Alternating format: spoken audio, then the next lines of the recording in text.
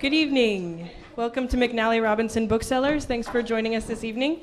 We're here tonight to celebrate the book Riot On Sunset Strip by Domenic Priore. We have the author with us this evening. Unfortunately, there's a little confusion with his additional guests. Artie Cornfield had to cancel, and Gary Panter may show up at some point. But Domenic is perfectly capable of maintaining the stage all by himself, and he's going to be in conversation with you about the scene on Sunset Strip in the 1960s, and he can answer any questions that you have. So, without further ado, I will allow to take the stage. Give him a big round of applause, Domenic Priore.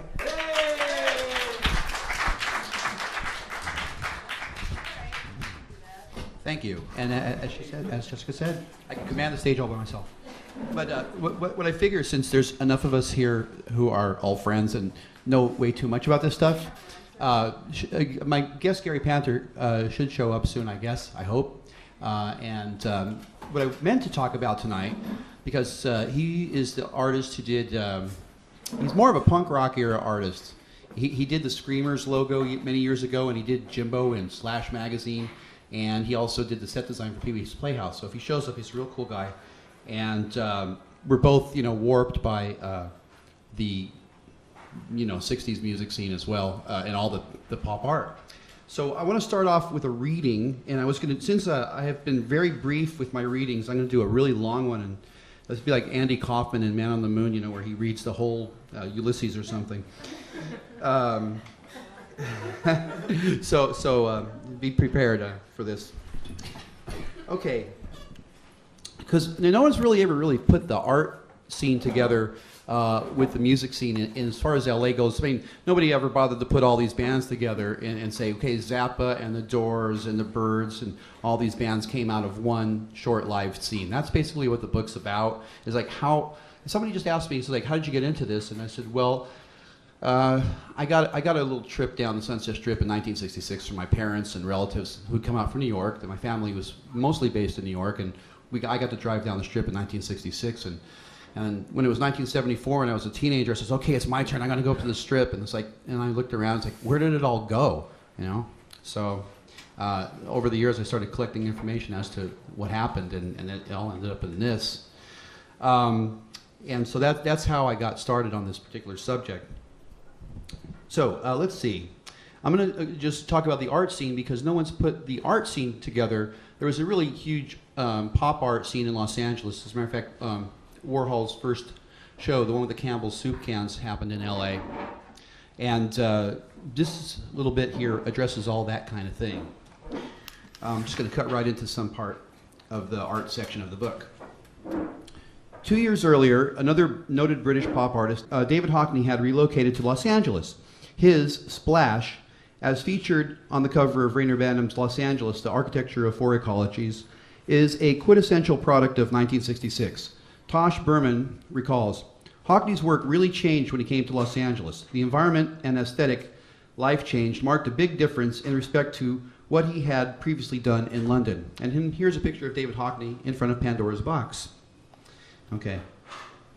There are also strong links between the pop art worlds of New York and Los Angeles, with a number of combined exhibitions taking place at galleries such as the Pasadena Museum of Art and the LA County Museum and the Guggenheim in New York. The connection was first established in 1962 when New York pop artist Andy Warhol's first solo gallery exhibition was held at the Ferris Gallery, displaying his series of 32 Campbell's soup can paintings for the first time. A rival gallery across the street mocked the show by displaying a stack of actual cans of Campbell's soup. Okay. A year later, Warhol came to LA for his second solo show, Elvis and Liz, at which he shot a short called Elvis at Ferris.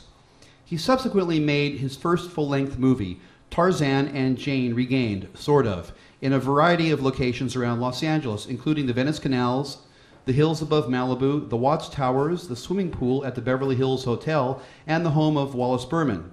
New York scenesters Taylor Mead and Naomi Levine played Tarzan and Jane. LA luminaries, including Dennis Hopper and his first wife, Brooke Hayward, also make appearances.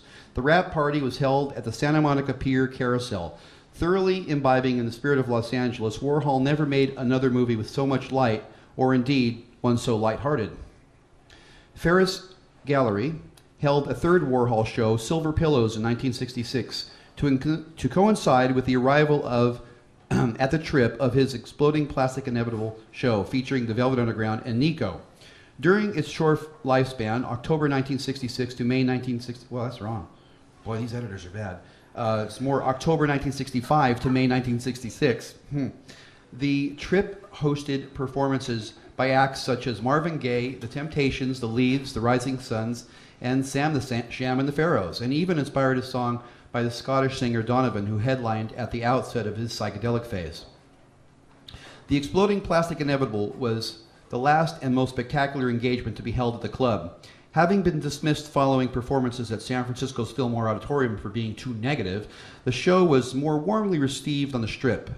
While there were some doubters, one review in Los Angeles magazine likened the event to, quote-unquote, nothing so much as Berlin in the decadent 1930s, end quote.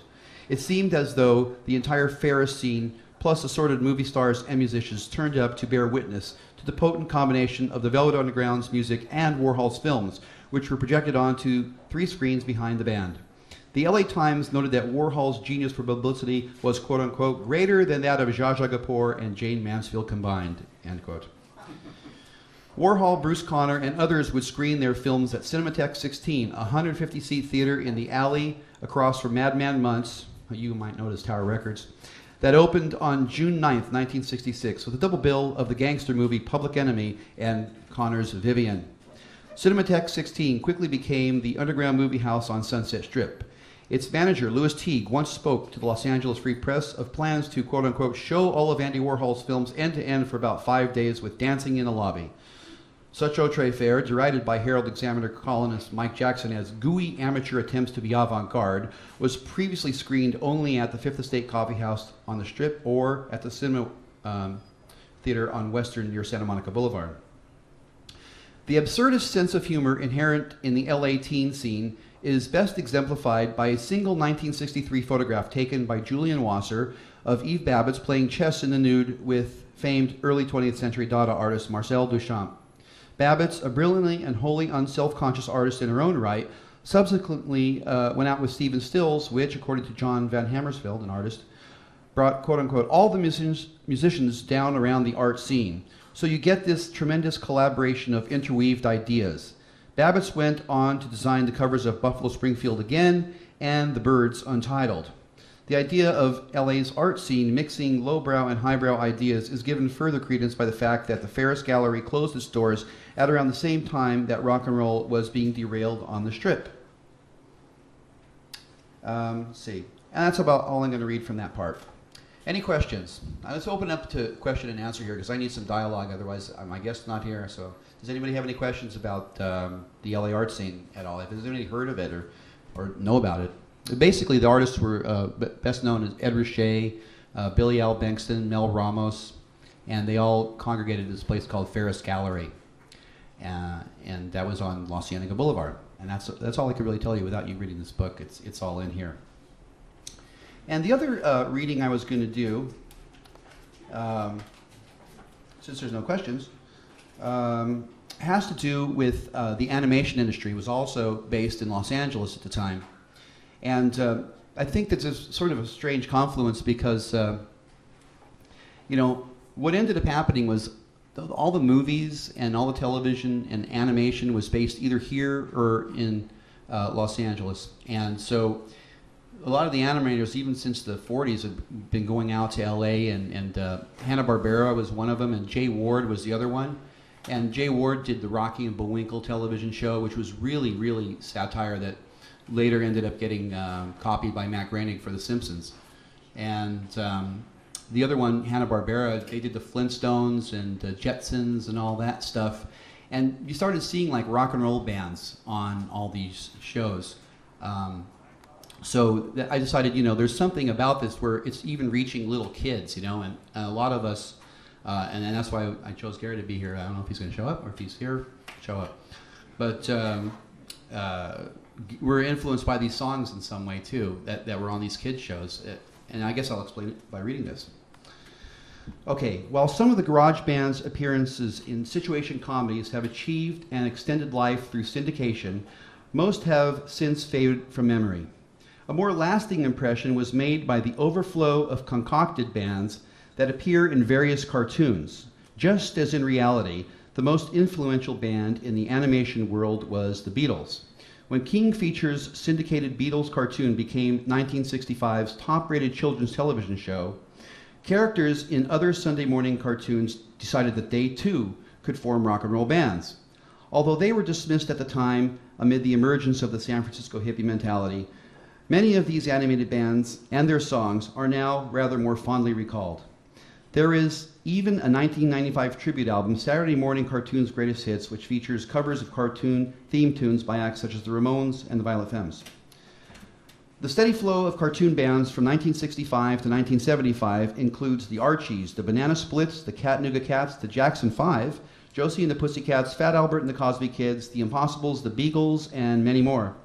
The characters in Scooby-Doo had their own band during the show's first season, while the subsequent new Scooby-Doo movies used mid-60s LA icons Sonny and Cher, Davy Jones, and Mama Cass as animated rock and roll stars years after their prime.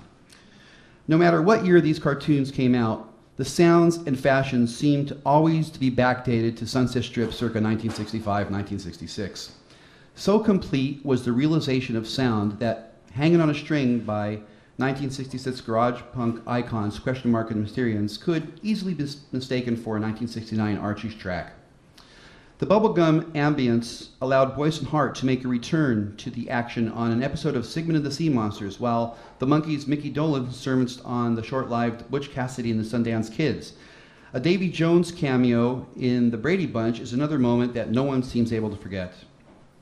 These nuggets are impossible to separate from the garage punk idiom. Not only did these cartoon combos introduce a lot of people to the garage band sound, but much of the music they played was on par with the best efforts of many of the real bands of the mid to late 1960s. The animators of the time made sure they were working with top-rate songwriters, musicians, and producers. One need look no further than the best-selling record of 1969, Sugar Sugar by the Archies, which was written by Jeff Barry, whose other songwriting credits include Leader of the Pack and River Deep Mountain High. The Archies and the Monkees provided a welcome outlet for artists such as Barry after the demise of the girl group genre. Cartoon bands have, in a way, kept an important element of the 1966 garage scene alive through their continuous syndication, which has led to them being enjoyed and absorbed by successive generations of kids. Their perky tunes, effervescent echo delays, and infectious candy-coated vocals added a Warhol-like fakery to the LA garage sound and brought the music to a higher level of impact on popular culture. While somewhat removed from the sociological subversion of the Birds, the Seeds, or the Mothers of Invention, the psychedelic sequences in the Banana Splits or the crunching Farfisa organ on Feeling So Good, Scooby-Doo by the Archies serve as an instant evocation of the Sunset Strip era. So, that's all the reading I will do tonight. Is there any questions? Yes? I haven't read the book yet, so this may be a totally ignorant question, but you characterize the scene in 65-66 as a teen scene. It's hard to imagine teenagers actually going to Andy Warhol shows. Like, were they really the audience for all of this like sophisticated art and music that was happening? Yeah, that's interesting. You know, the artists were only really about 10 years older than the teenagers, you know? So, like, let's say like a guy like Ed Ruscha might have been 26, 27 at the time. And so the kids were like looking up to them. These are like the hipsters of the beatnik era. In Venice Beach, they had, you know, several coffee houses, and that Venice scene moved up to La Cienega. And so people have been watching the beatniks for a long time, you know, and even 77 Sunset Strip, the television show, was sort of based on a beatnik thing, and there was a coffee house in that show where they would go talk to some guy, Bongo Benny, you know, and Bongo Benny would give all the clues to the detectives and stuff. But the artists had a big influence on the kids because what was happening was the first escalation of the Vietnam War. And some of the artists and some of the people involved with the art scene found out about the escalation before it really happened, because Rand Corporation, which was a military planning thing, was based in Santa Monica. And a lot of the Rand Corporation, whatever you would call them then, yuppies now, would be the guys who could afford to buy the art. And so there was a lot of dialogue going on. And there was a guy at UCLA, Roman Koskolitz or something like that, and he was in touch with Walter Hopps of the Ferris Gallery, and he found a lot of information about Megadeth and all these things that they were planning for Vietnam. And so the artists got all the word of this stuff, and they started this thing called a dialogue on Vietnam, and they had a debate between members of Rand Corporation and the artists. And there was it was at the Warner Playhouse on La Cienega, and about 400 people came, and then they had to put speakers outside. There was about 400 people in the parking lot, and most of it was the teen scene people, and they were all just standing around because they were the ones who stood to get drafted, you know. And this is basically how the artists, you know, ended up touching the kids. They had 2 dialogue on Vietnam events, and after being totally frustrated with the people at Rand who were going to do whatever they were going to do, they created this thing called the Artist Tower of Protest on Sunset Strip, and it was 400 international artists had put in boards about this big, and they all were anti-war messages, and then they put it up like a big billboard all around this one corner in the hills, and it was up for about 3 months. And so this definitely had, and when you see footage of that event, you can see that it's mostly the kind of kids who had been going down to see the Byrds or the Doors or Love or out to Long Beach Arena to see the Rolling Stones. And that's another thing is we also think of, when you think of rock, we think of people over 21 going to clubs. But in those days, it was 15 and up, you know. And so today, I just think that teenagers don't have that kind of opportunity to see the bands that they really want to see. They have to wait till they're 21, whereas in those days, everybody could just go. And the whiskey used to put a stamp on your hand and said, "No booze for yous," you know. And you'd be able to go see whoever. Well, that's the answer to that question. Any more questions so I can keep on blabbing? Yes? Hi, my name is Jane Heil. I wrote for Hit Parader magazine in the 60s. Not necessarily. Which looks like it was a great magazine, too. Yeah, thank you. And anyway, I think I'm very impressed by the way you found the connections and relationships among all the arts, not just rock and roll, not just music. I think it's very interesting the way you found these links between animation and music and art and movies and all of that. I just want to say that. I think it's a really interesting accomplishment that you've put it all together that way and shown it as a movement that all of these arts bounced off each other. Yeah, it's like, you know, you end up getting genreized, you know, I guess we could say. Now, my friend Audrey here and I, we did an interview with Peggy Moffat and William Claxton. Peggy was the model for all of Rudy Gernreich's clothes, and Peggy said something really interesting in this interview that I will not forget. And she was saying, you know, the Beatles were doing this thing, and Laugh-In was doing this thing, and it was like, she used this phrase, the Allied Arts. So everybody at that point in time was trying to put this thing over. And there's this guy, Thomas Frank. Has anybody read his books, Thomas Frank's books? He did The Believer, right? Is it The Believer? And he did a book about, his first book was almost like a college paper. And it was about advertising in the 60s. And it talked about how, like, if you see an advertising from the 1950s, it's an upright man with a very stiff drink with a big, a bookshelf or something like that. But it looks very, very, very conservative.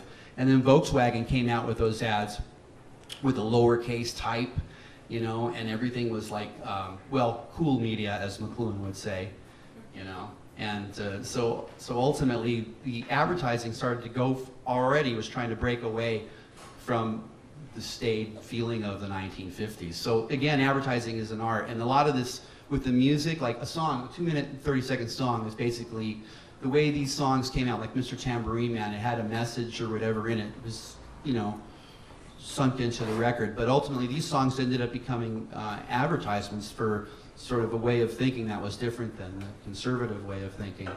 And so with advertising and all these things allied, with television allied, everybody was trying to put this whole message over. The ironic thing is that when Nixon made his appearance on Laugh-In, that's kind of almost considered what got him elected, you know, because well, maybe he's okay. He was on Laugh-In, you know. His Laugh-In was cool. So yeah. Another question here? I just wanted to say, La Cienega, is that like near Sunset Strip or farther down? Yes, they intersect. La Cienega Boulevard is like this, if you've ever been there, it's like the steepest hill. It goes right up to the center of Sunset Strip. And so, you know, it's like a San Francisco level straight up thing, you know, and you learn how to use your stick shift there, you know, real well. And so, yeah, and so people would be walking up and down the Strip, but also you could go down to Restaurant Row directly from the Strip. It was also Restaurant Row, but there was a lot of like jazz clubs and lounges. But you know, the Troubadour started, which was LA's big folk club, started.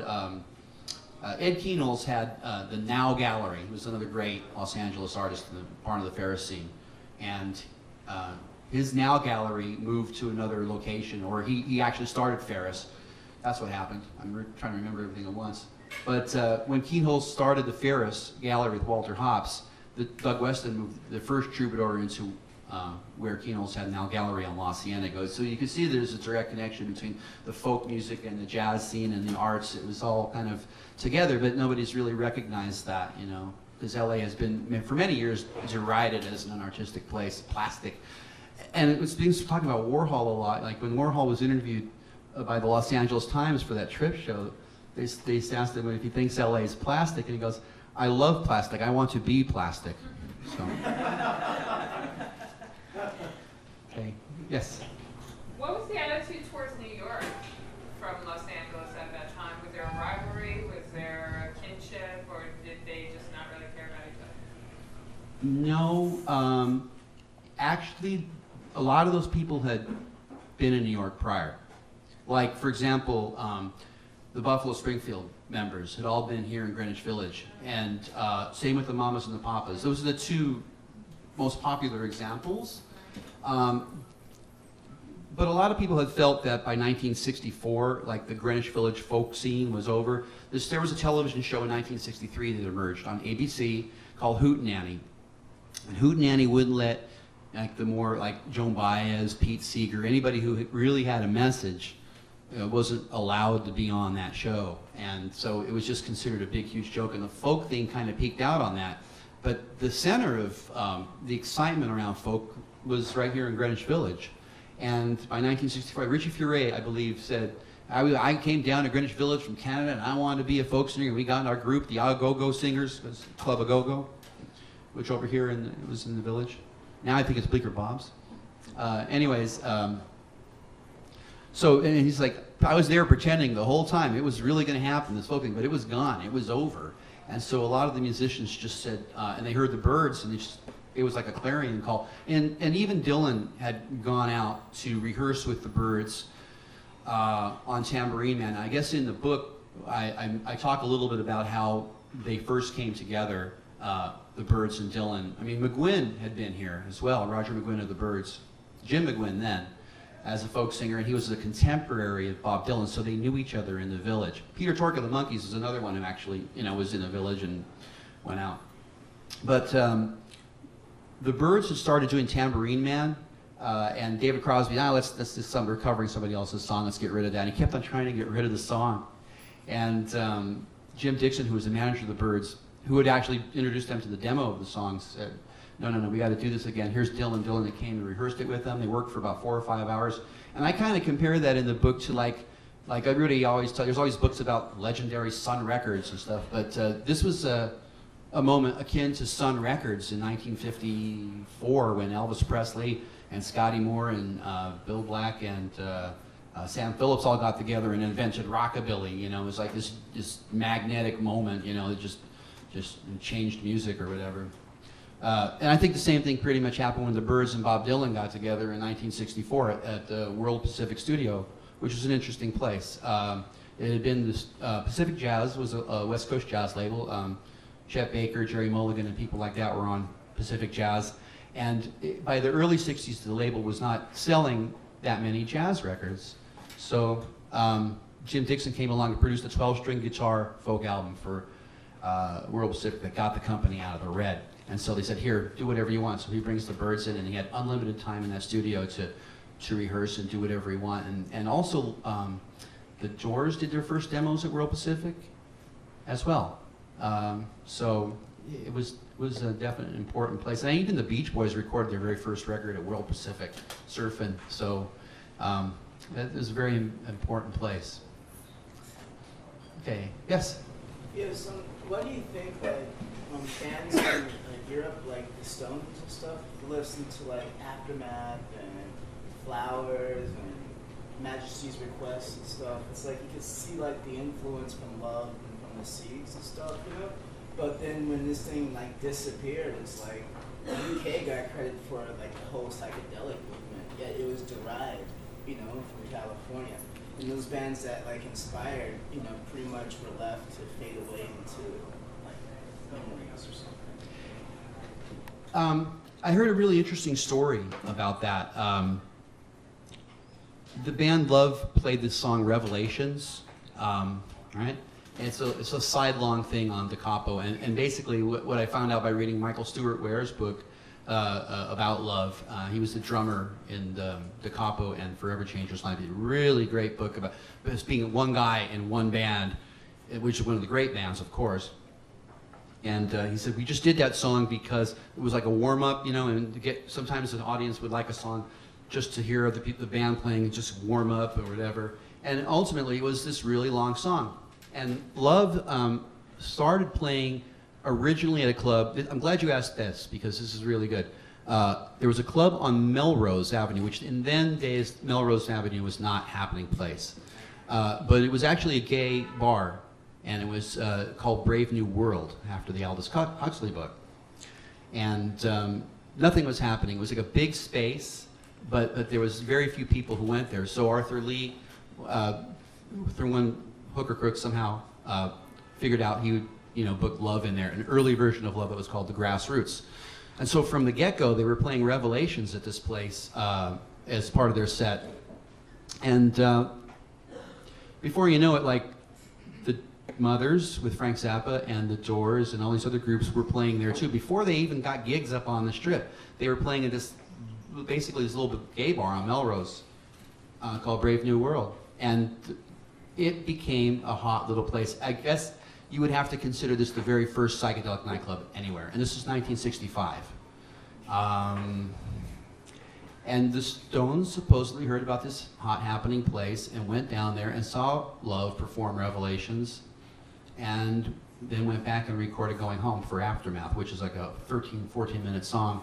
So this is somehow attributed to being the earliest long songs. Whether or not we like long songs or not, it got too self-indulgent later by the end of the 60s, but that's kind of how that all started. Sooner or later, the Seeds had Up in a Room, and there were other ones, and eventually, I think it was the Outlaws who did High Grass and Green Tide, or whatever that song was in the 70s, 26 minutes on the one side, like 1975. It's like, I wanted to choke those guys, you know? So, but yeah, that's kind of how that all got going. And so Brave New World was the center of the, and you know, interestingly enough, Rave magazine in England, which was this really hip English magazine, it was color, glossy magazine, did a report, and I think somewhere in here, it says something is happening and it's coming out of Los Angeles. It's a psychedelic nightclub, and it's like clubs all over the country are starting to do their clubs like these clubs. So Rave got hip to it too right away. So yeah, these were the earliest psychedelic moments. Yeah. Yes. Well, on the subject of long songs, I've heard Ray Manzarek quoted as saying that the Doors got their whole shtick from the Animals, and the Animals were the originators of the long song, House of the Rising Sun. Yeah, that is a pretty long record. You're right. That, you know what? You've stumped me on that one. But House of the Rising Sun does go for, if you think about 1964 when that record came out, it was a lot longer than the average, 2 or 3 minute single. You're correct. So, but there still hadn't been any recordings. As a matter of fact, the Rolling Stones scooped Love on Revelations, because Revelations came out after Going Home. So that's Dave Van Ronck's arrangement, as mixed by Dylan. So there you go. It all started here in New York. He says that Tom Ward here says that it was Dave Van Ronck's arrangement of House of the Rising Sun. So who knows how many verses it has. Actually, Greensleeves had about 15,000 versions when it first came over on the boat from Ireland or whatever. But nobody made a record of it in 1628. You could ask Nick Cautious about that. He's in town. Anybody else? Yes.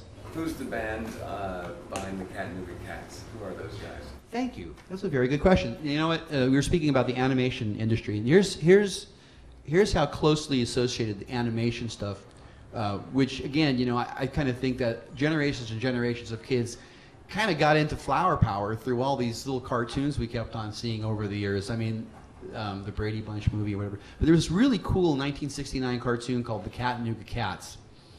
And the guy behind the music is Michael Lloyd, who had a group called the West Coast Pop Art Experimental Band. Yeah.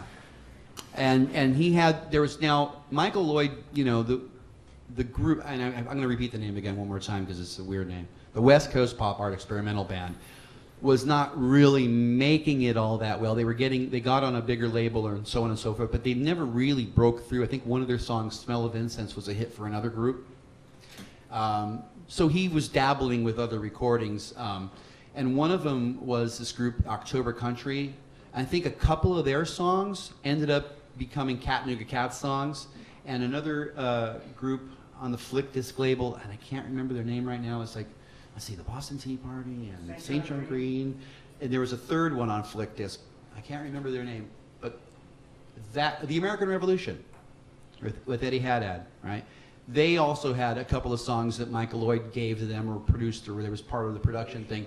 And so you basically have American Revolution songs, West Coast Pop Art Experimental Band songs, and October Country songs, ending up in this 1969 kid show called the Chattanooga Cats, which had really incredible psychedelic art. Iwo Takamoto, who just passed away this year and was given a nice tribute on Saturday Night Live for doing Scooby-Doo, especially, just did incredible design on that show. I mean, he'd done the Jetsons, and the Jetsons, as we all know, is fantastic art. By the way, one thing I want to mention about this book, I was very, very fortunate to get an artist by the name of Shag, who some of you might know, to do a map of the Sunset Strip. And so he did it in the style of that thing. We can see the Rocky Bullwinkle statues here and all the clubs. And I provided him with pictures of all these places. A lot of it came out of Ed Riche's book, Every Building on the Sunset Strip. And he also did downtown Hollywood as well. So I think they really capture the feeling of that, you know, like it was almost like this sense of absurdity, you know, like there was, you had these cartoons and all this music. The Monkees itself, you know, the movie Head is pretty absurd, and also there's a lot of truth in the movie. A lot of people can't figure out that movie because it doesn't seem to have a thread. But the thread is that the Monkees weren't really appreciated by the underground, and they weren't really appreciated by the establishment. Everybody derided them, but there was something going on there, and that's kind of what Jack Nicholson wrote about, and it's all in there if you watch Head. So it wasn't really ridiculous and cool. Don't have to be separate from each other. Let's put it that way. You know, it's like, I think that's probably the best way of putting it. So yeah. Yes. And was that Barry White involved? He involved with the Banana Splits? Can we confirm that? You know, I don't know. I really don't know that. But Barry White, before he did Love Theme, and before he became Barry White, the Walrus of Love, as Franklin Ajax once said. He said, "Honey, put on Barry White." So he was making records he was a producer for Delphi Records in Los Angeles, 1965, 66. He did a really cool record called Everybody's Going Mod, and a few other ones. The Versatiles, who later became the Fifth Dimension. I'm sure you can call out a few of the good ones that he did. Wasn't he on the Bel Canto record? I don't know. On Downey? I know he produced a record or two on Downey. He did some Downey recordings. Yeah, Barry White was also produced the Magic Touch for the Bobby Fuller 4. They said he drummed on it too. He said he drummed on it? Okay. Yeah, so Barry White was our... And you know, the funny thing Barry White said, and this is really a local Los Angeles thing, but I'm sure we had this on WOR here too, is that the 3:30 movie had this picked Love Theme at his song, 1972-73 song Love's Theme, as the theme to the 3:30 movie, and Barry White said, "I knew I made it when Love's Theme was the theme to the 3:30 movie. You know, so that's such high accolades for him. Anybody else? Yes. Well, if Artie Kornfeld had made it, how do you think the conversation might have gone? I mean, what were you planning on talking about with him? Oh, Artie? It's funny because Artie's... Now, Artie Artie was involved with some rock festival earlier this year, and he was supposed to be up here about this time, but he couldn't make it. Artie was on the West Coast and the East Coast at the same time. He was so involved in the music business hustle that he was, he was out in 1964 working on Dead Man's Curve with Janet Dean and Brian Wilson, and he was part of that songwriting thing, and he learned a lot, from Brian Wilson. And then he came back here and he made a record with the Cowsills, The Rain, the Park, and the Others. The Rain, the Park, and the Other Things by the Cowsills, and We Can Fly, which are really great records, and they're bubblegum records, right? And so the guy, ultimately it's funny because the guy who booked Woodstock, right, was making bubblegum records that sounded like these poppy LA things, and we were going to kind of get talking about that because, Woodstock is supposed to be so serious and important and all this stuff. But in reality, Woodstock was kind of like an imitation of Monterey Pop, which I should get into because the Monterey Pop Festival was booked in Los Angeles because the Sunset Strip riots had closed the LA club scene. I mean, one after another, they were all closed in one day. On a Monday after the second weekend after the riot, there was a special meeting of all the businessmen and all the pigs, man, and other people, in city government, the county supervisor. They all came together, and said, that's it. And they revoked the licenses of all these clubs, and they were dashed. And there was an organization called CAF, Citizens Action for Facts and Freedom. And CAF basically was formed to pay the bills, the lawyer bills for all these kids who were getting busted. From the time of the Velvet Underground show in May of 1966, all the way to the end of 1966, kids just kept on getting busted and hauled off downtown. And there was all these legal fees that needed to be paid. And so that's how CAF kind of got going. But ultimately, they organized this sit-in demonstration at Pandora's Box, this club, one of the clubs that was most threatened to be closed. And after the new year started, they created this thing called the CAF benefit to help pay for some of the problems that had happened on the Sunset Strip during the Sunset Strip riots. And the CAF benefit had a bunch of speakers. Elliot Mintz was one of them.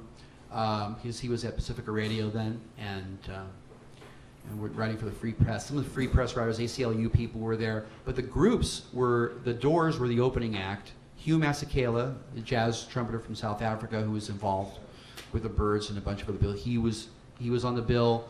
The Buffalo Springfield were on the bill, the Byrds were on the bill, and Peter, Paul, and Mary headlined. And that was in February of 1967.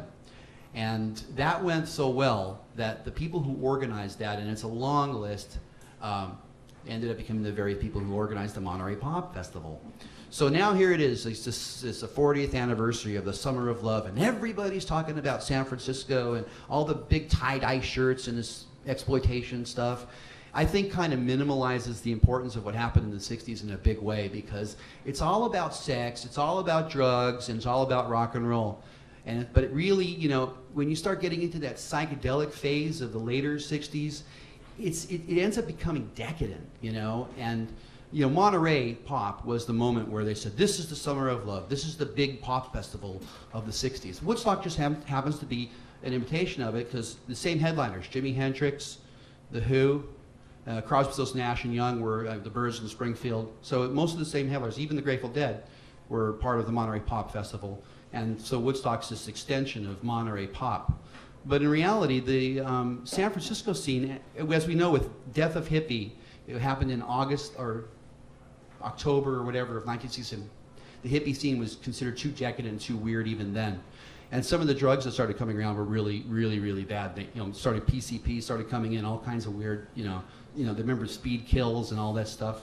And that pretty much, put the kibosh on the activist sentiment that we were talking about with Dialogue on Vietnam earlier. The LA scene was really a lot more activist than the San Francisco scene. The Ken Kesey people, as a matter of fact, were considered sort of detractions to the more activist sentiment that was happening with the Ferris Gallery artists and all that kind of thing. So, I mean, I have a completely different perspective of the 60s than what's out there, because I think that nostalgic version of it kind of clouds the more activist vibe that it started out to be. And then, you know, fortunately there were other people that kept on being activists, and things happened. Like, I think the Watergate scandal came out of that whole activist sentiment, you know, and so, you know, good things did happen. But also a lot of it got, now in retrospect, it becomes quaint when you start looking at all this tie-dye and stuff. The activist sentiment really becomes quaint. Oh, weren't they silly? They thought they could change the world. But, you know, I think we have a rise now back, especially, I mean, and strangely enough, I think it's all coming through comedians. I think we just, and also MoveOn.org, so activist sentiment has actually come back really strong in the last few years. So, you know, hopefully that can keep on going, you know. Is there anything else? Yes? I don't know. I don't think he wants to. Come on, Mark. So. Come on, Mark, from the Chocolate Watch Band's here. Come up and tell us about it. Come on. We do have a member. Okay, we do have an original member from one of the coolest bands that was on the scene. As a matter of fact, the film Riot on Sunset Strip was a real inspiration for this book. A lot of us who were definitely too young to have been around during the 60s, you know, gravitated to punk rock because, you know, there wasn't like the same charge in 70s music that you know, we would like to have had, we heard in this time, or in the 50s, you know? And so when punk first started here in New York and then eventually in England, one of the first bands to bring the old sound back was the Jam out of England. And then the Who decided, okay, we're going to make this movie, Quadrophenia, and it was about the mod scene. And so all these like mods like watched the movie Quadrophenia, and they caught on to that whole thing, and they wanted to dress and look like that and sound like that. And for some of us, just after that, it was a much smaller and not as noticed scene, but there was this movie, Riot on Sunset Strip, became that movie for us, where it was like a different kind of look, a garage band look with a little bit like longer hair and what I would call proto-psychedelic, but not really like what became known later as psychedelic. It was sort of like a proto-psychedelic scene. I think the record that kind of sums it up best might be 8 Miles High by the Byrds, which was recorded in 1965, but it has the same bass line as you hear Pink Floyd using in See Emily Play, and the same bass line that the Yardbirds used in Happenings 10 years time ago. That kind of trance-inducing bass line, you started hearing it a little bit more in music. And the Byrds, not only did they start folk rock, but they kind of started psychedelic rock too. And so, you know, what's that? And actually, the Byrds started country rock too, so we can blame them for that. Yeah. But sure. Question? Yeah, okay. You have to realize that psychedelic music was actually surf instrumental music, and that's what garage band came, because it wasn't well produced, because everybody's doing it. And it wasn't, it was basically instrumentals, and then it got stretched out further and further than words were. Like the Hogs record?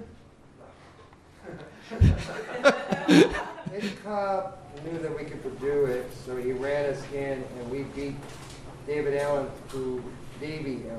who was stuck in court because they wouldn't release it because of their age. You have to remember the difference between Los Angeles, San Francisco, and New York. In New York, you had to have a cabaret license to perform in the clubs. If you didn't have a cabaret license, you couldn't perform. Therefore, if you know Thelonious Monk, he was busted for having somebody in his car have drugs, so he had lost his cabaret license, so he wasn't able to perform in the New York clubs. Unless you were 21 or close to 20, or had friends that would let you get into the clubs, you didn't have the license because you had to be 21 to perform in the clubs in New York. And there was little holes in the walls that you could perform, but the performances had to be done by 10 o'clock, and the police would look the other way. But most of the clubs followed the cabaret law license, and you had to be 21, and that's why most bands didn't perform in New York. The folk scene was, yes, in the Washington Square Park, But the problem was that was cleared out too because you had people that were taking drugs. But it was a whole different time period. Dylan, there was a lot more when he mentioned animals rising, House of the Rising Sun. That was originally done by Pete Seeger, and Pete had done the full version in Washington Square Park. And there was another guy called Richie Havens, who came out in '69 at Woodstock and became very popular for a small period. He was in the same group. There's a lot of people that were in that same group. Yeah. And Ginsberg would always be out doing his poetry on Saturday mornings in Washington Square Park until the police clamped down.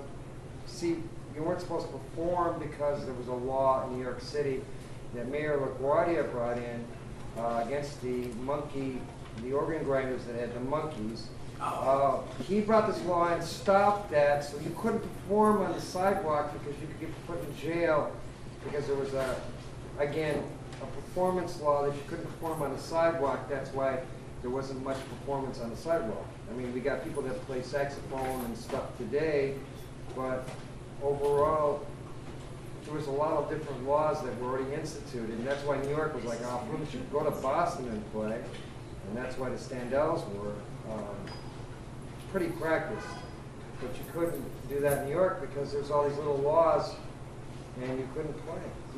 There was no place to play, and that's why there was no. I mean, you had to be 21 years old. Yeah. 2, it's like the reason why the art scene worked in Los Angeles and in any other place is because people that were young couldn't drink if they was 21, and they could sneak in there and have a little wine or a little sake and get away with it. That's the reality.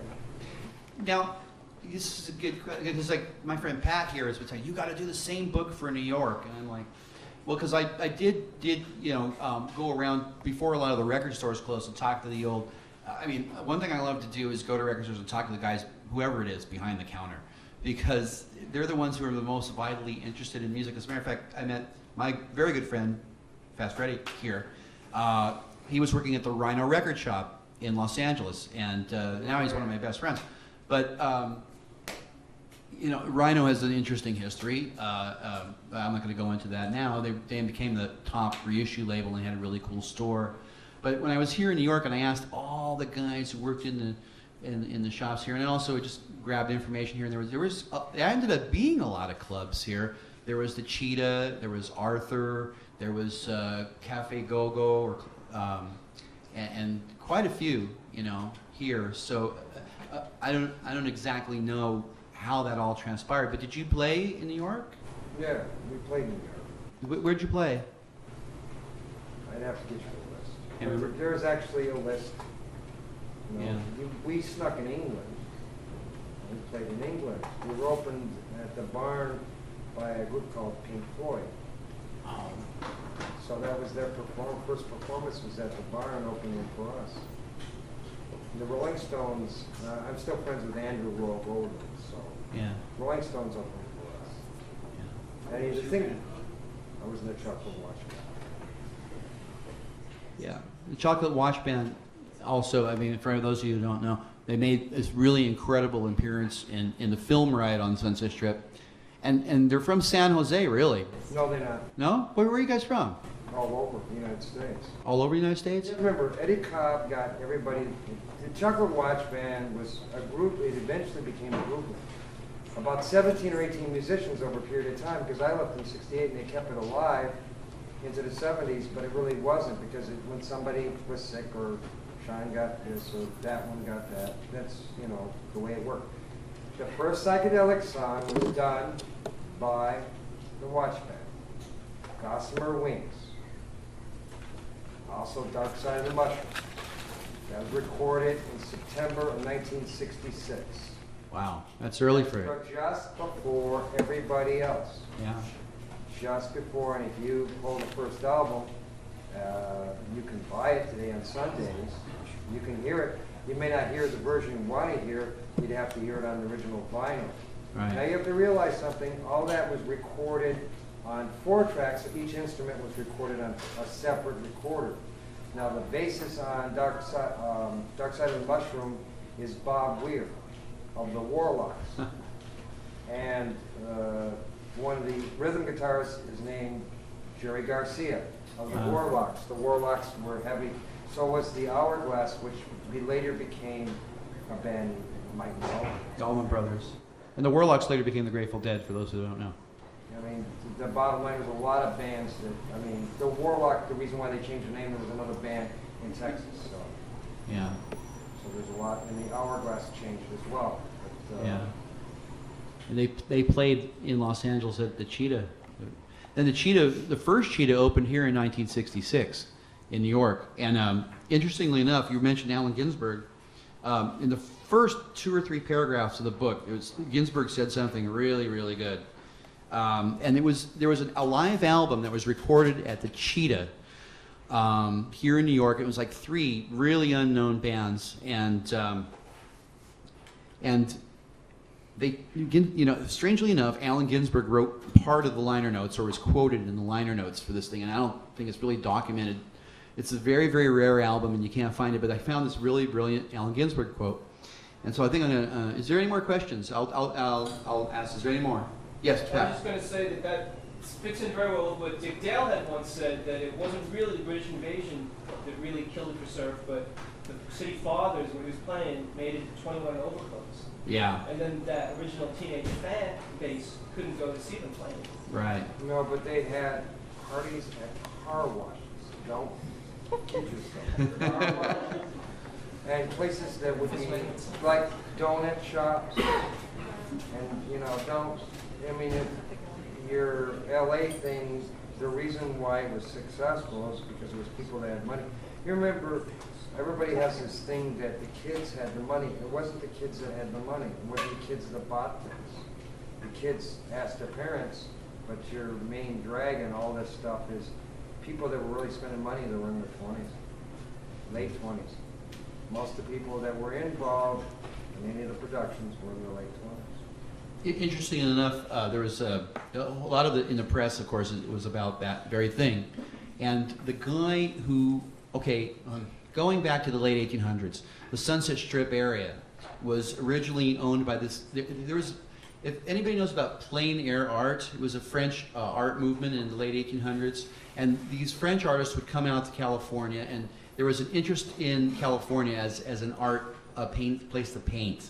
And one of the guys who bought the area up around the Sunset Strip, this guy Ponet, his grandkids or his kids or whatever ended up owning it, that area, part of that area anyways, and that was the area called the Sunset Plaza. And the 2 guys who owned it ended up becoming, their name were Montgomery, George Montgomery, and I believe Frank Montgomery.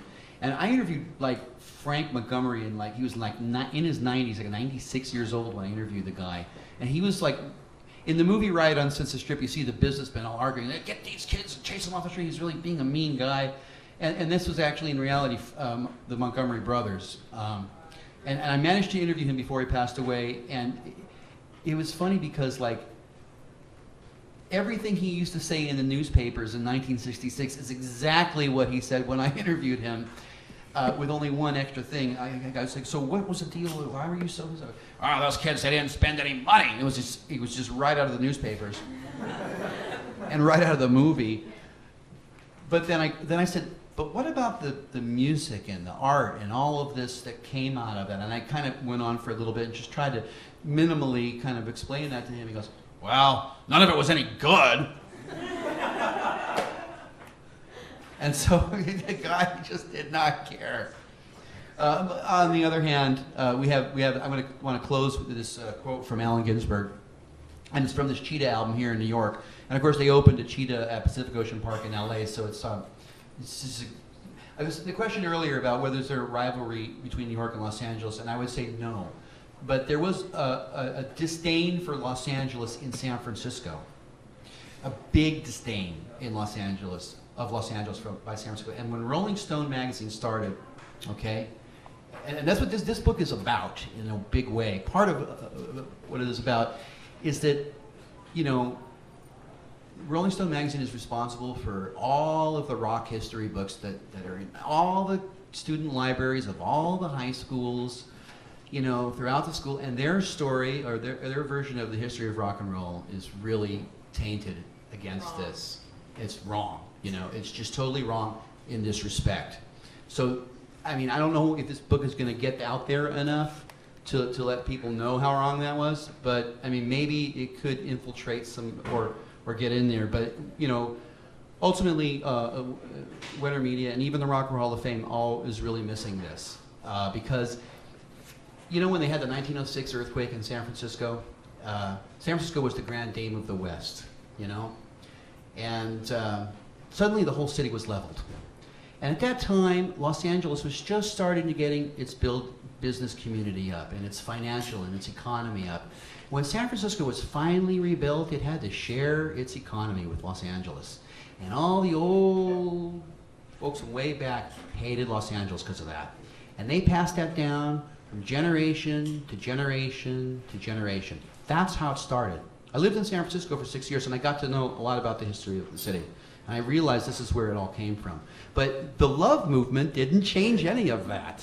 You know, and Ray Manzarek has a really excellent book. He got so pissed off at Oliver Stone for that lousy Doors movie that he wrote a great book about the Doors. He just retold the Doors story once and for all. And he explains in his book when they played, oh gosh, what was, I think in January of 1967, they had some major event in San Francisco in Golden Gate Park, and it was the beginning of the whole tribes and all this stuff. And Ray said the Doors went up to the play there with the Grateful Dead, and it was just like, it's like they had their old ladies, they had their whole thing, it was all confined with you cut out. And he said that's how he felt about the San Francisco scene and how they treated people from Los Angeles. So I thought that was pretty interesting coming from a guy from one of the top Los Angeles bands. But yeah, that history, this history of the beginning of psychedelia, like a lot of the light show stuff started here. There was a guy who was involved in the West Coast Pop Art Experimental Band. I think his name was Buddy Walters. And he did the light shows for them, and he later became the guy who did the light shows for the Animals and Jimi Hendrix, and that's how he became the guy who did the light shows at Monterey Pop. So all those light shows you see is an LA guy. He had more toys because he had more money because the West Coast Pop Art Experimental Band were from Beverly Hills, so they played with toys and they could do whatever they want. There was the invention, there was the creation, you know. So again, the story is really, really wrong. But here's what Ginsberg said. Okay, the striking thing about the folk rock craze, the poet Allen Ginsberg wrote, has been its miraculous spirituality and intelligence. We are perhaps in an impasse of racial history and spiritual evolution wherein, with electronic networks linking consciousness together, divine lyric statements do emerge from individual souls that move youthful hearts to an understanding deeper than hysteria. Miraculously, intentions and lyrics of popular music have evolved to include true poetics. The art form escapes from stereotype, cant, and hypocrisy, and does touch the common experience we all thirst for. So, that's kind of how Ginsberg summed up this folk rock craze in 1966 on a Cheetah album from here in New York. But again, you know, New York was affected by the folk rock craze. So there you go. That's basically the story. And I'll be around. We'll be hanging around. And thank you for coming. And it's been a good group. And thanks for conversing with me and getting involved. And I appreciate that.